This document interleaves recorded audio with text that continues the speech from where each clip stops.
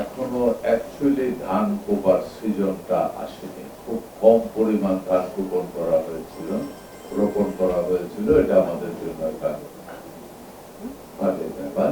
কিন্তু ক্ষতিটা যেখানে হয়েছিল, এই মুহূর্তে বীজতলাতে কিন্তু বীজ ফেলে দেওয়া হয়েছিল, প্রচুর গাছ উঠে গেছে, ধান লাগানোর সময় এসে ঠিক এই সময়ে এই বন্যার কারণে আমাদের ধানের বীজ ওই এলাকায় অলমোস্ট নেই, ধানের বীজ নাই, ডুবে গেছে। কারণ এই চারাগুলি একেবারে ছোট ছোট থাকে।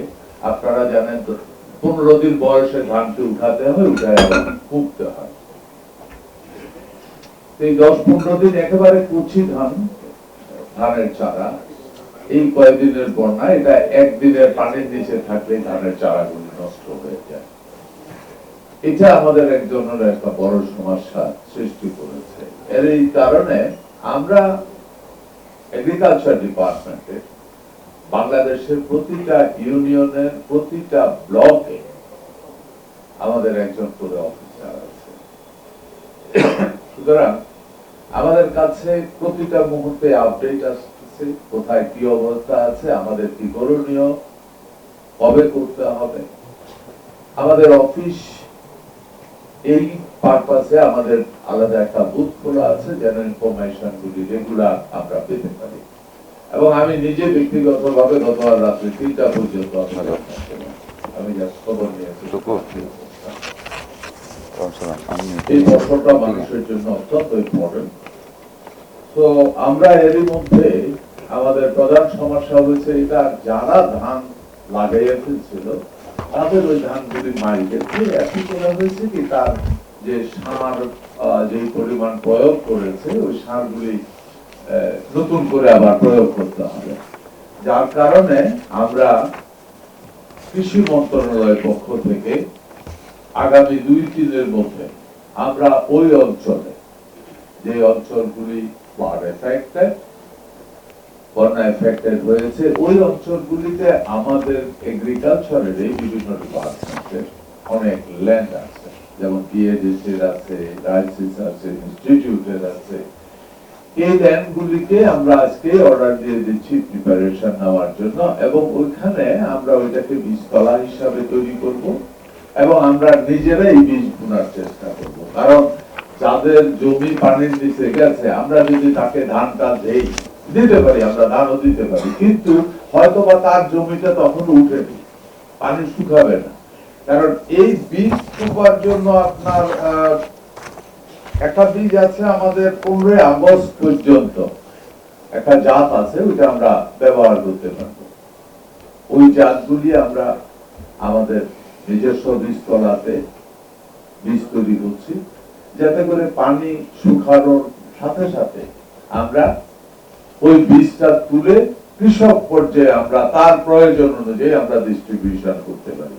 আমি আবারও কথাটা রিপিট করছি, আমাদের কিন্তু প্রত্যেকটা ইউনিয়নের ব্লক পর্যায়ে আমাদের একজন করে অফিসার আছে, সহকারী কৃষি কর্মকর্তা, উনি নিজেই জানে ওনার কাছে আমাদের ওই এলাকার কোন কৃষকের কতটুকু জমি আছে, ওই ব্যাপারে প্রায় ডিটেলস ডাটা তার কাছে আছে। কারণ সে দিনের প্রায় পুরাটা সময় ওই 3টা ওয়ার্ডের ভিতরেই ঘুরে, ওদের সাজেশন অনুযায়ী আমরা ওইভাবে ওইটা বিলি করব। আরেকটা সমস্যা যেটা আছে, আপনারা জানেন, এই বন্যার পানিতে যেটা হয়েছে সেটা হলো বিশেষ করে গরুর খাবার। গরুর যে খড়ের পাড়া যেটা ছিল, ওইটা ভিজে গেছে অথবা বন্যায় নিয়ে গেছে। ঘাস যেটা ছিল সেটাও বন্যায় ডুবে নষ্ট হয়ে গেছে। ইভেন চাষের গাছও অনেকটা নষ্ট হয়ে গেছে। যার কারণে এই গো খাদ্য এবং গো রোগ, খরা রোগ, এই দুইটার ব্যাপারে আমরা যথেষ্ট সচেতন আছি।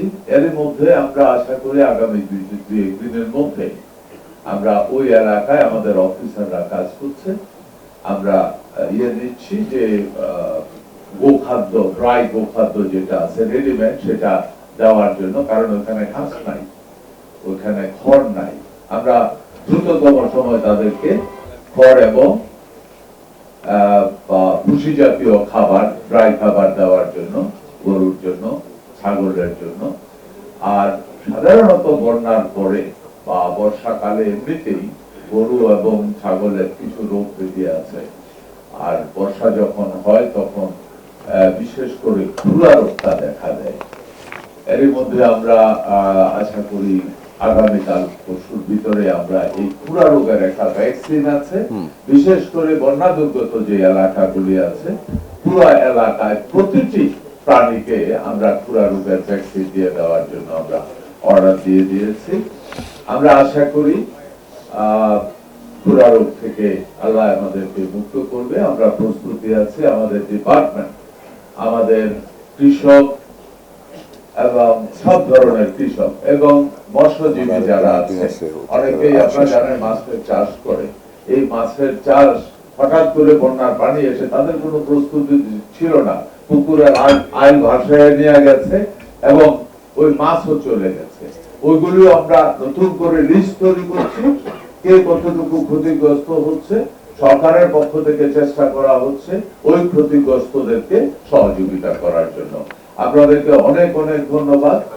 আপনারা আমাদের এই কথাগুলি, আমি আশা করি জনগণ যদি ভালোভাবে জানতে পারে তারা সাহস পাবে, দেশের ক্ষতিগ্রস্ত মানুষ উপকৃত হবে।